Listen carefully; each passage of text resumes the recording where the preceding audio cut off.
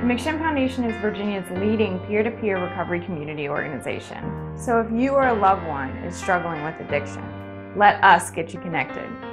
Build your self-esteem and lead you to a solid foundation in your recovery. Check us out.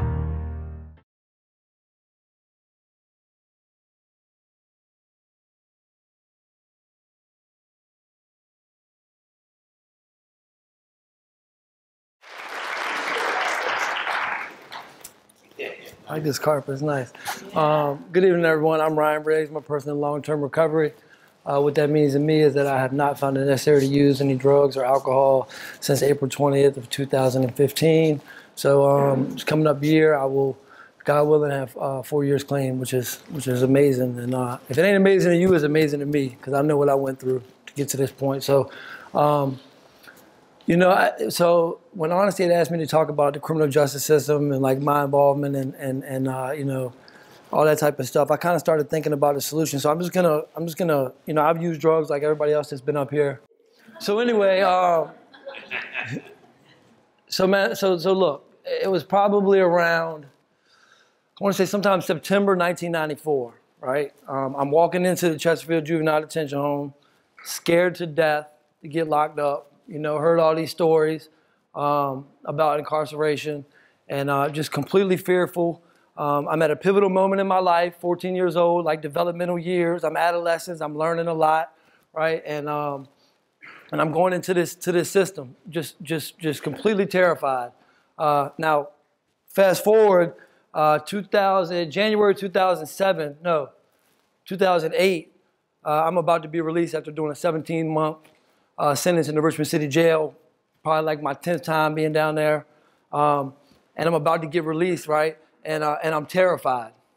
Right now, how did I get to that point? Like terrified to go to jail, and then now, years later, I'm terrified to get out. Because I had, like I told you, my developmental years were spent inside of institutions in one way or another. And so everything that I learned, all them years was all geared towards life in some type of institution. And so getting out just terrified me. I didn't have any type of solution back then I knew I had a problem with drugs, but I had no solution whatsoever. And things have changed a little bit now. There's lots of jail programs and stuff, but back then it wasn't like that. And so, I thought a lot about this and when I was in jail, it's not a great environment. How many of y'all been to jail? Raise your hand. Okay, yes. Y'all know what I'm talking about. All right, so y'all understand what I'm talking about, right? So, and I guess the way that I like to think about it is, there's just like if you go down to Florida, you see palm trees. There's no palm trees in Virginia, right? Like there's certain places that certain seeds are susceptible to grow, right? Like a lot of seeds were planted with me when I was in jail, when I was in different institutions. Some positive and some negative, right? The positive ones did not take hold. Why? Because the environment was not conducive, right, for that to grow, right? So what grew was all the negative ones, right? Like how to manipulate, how to lie, how to hustle, how to do all these negative things, right? All the positive ones just didn't seem to take root. And then I would get released from jail and kind of just kicked out the door. Hey, you can fend for yourself. See what you can make happen.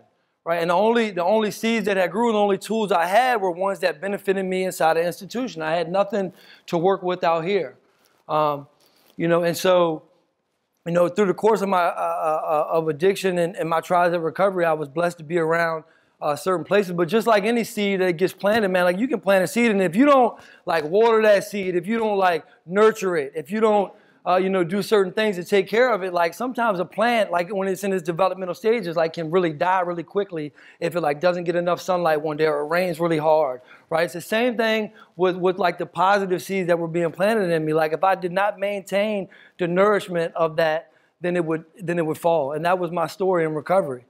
For years it was like there were some positive things going on, but for whatever reason, a lot of it my fault. I would let my recovery seed die, but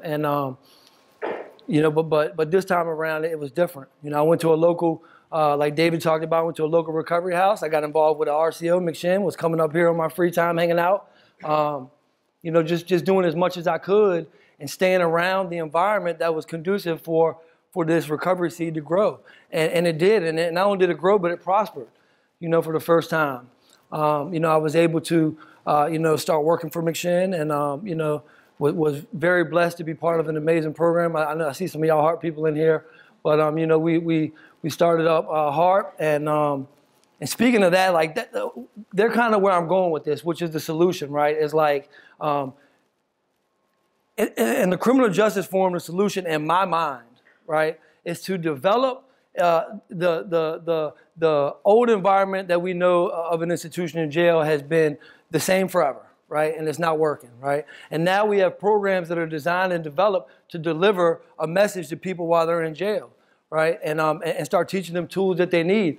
But like, I'm not saying that stuff doesn't work, but it's not. It could be much more effective and has been much more effective in programs like HARP and programs like LPOD out there in Hanover. When you develop and when you create an environment that is good and to help grow that seed that we're planting. So to me, that's what it's all about. Getting around and the right environment. And McShin provides that. The recovery houses provide that.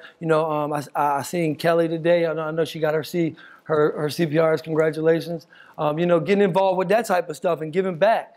Also helped play a part and helping me find a passion and trying to figure out what I want to do with my life. Today, man, my life is tremendously different than what it used to be.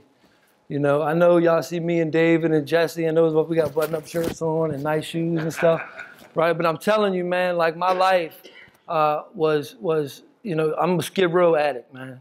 I'm talking about sleeping in abandoned houses, stealing wine, cheap wine from the store. Y'all don't know nothing about that. Wild Irish Rose and stuff like that.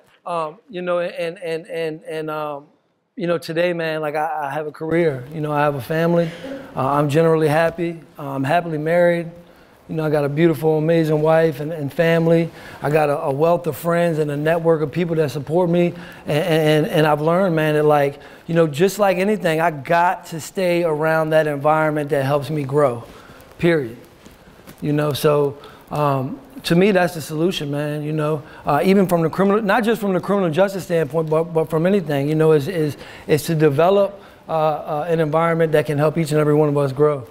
And to help transition people out of institutions. Because it don't do no good to take somebody and put them in jail and teach them all this stuff and get them in a decent place where they can grow a little bit and then throw them right out, to an environment that is just going to kill everything that has been planted. So, I think that the common sense solution is to start developing it in jail, transition to places like some of the local resources that we have here, and have a long continuum of care to continue to go on and on and on. I think historically, in terms of addiction treatment, because it's, costs money, right? It's always, from the insurance standpoint, short term. Let's see what we can get in here in 30 days, right? I don't know nothing that took root in 30 days, so we need to start looking at this from a long-term standpoint and providing people with long-term care. Not for 30 days, not for 60 days, not for 90 days, not for 6 months, but for a year, 2 years. Because I'm telling you from my perspective, I did not really begin to even get a glimpse of what the potential that I had within me until a year and a half, 2 years clean. And once I was able to realize that, man, like a whole new world opened up to me. So if we can keep people engaged, for that length of time, the success is bound to be there. So, if you're in here now or you know some people that are in recovery, you're a family member, man, continue to support your loved ones. If you're here in recovery, continue to, work hard. Because one day, I promise you, if you stay in this environment, man, you'll look up and your life will be, greater than you ever imagined that it would be. And then, going back just doesn't make sense. So anyway, thank you for your time. Thank you for this honesty.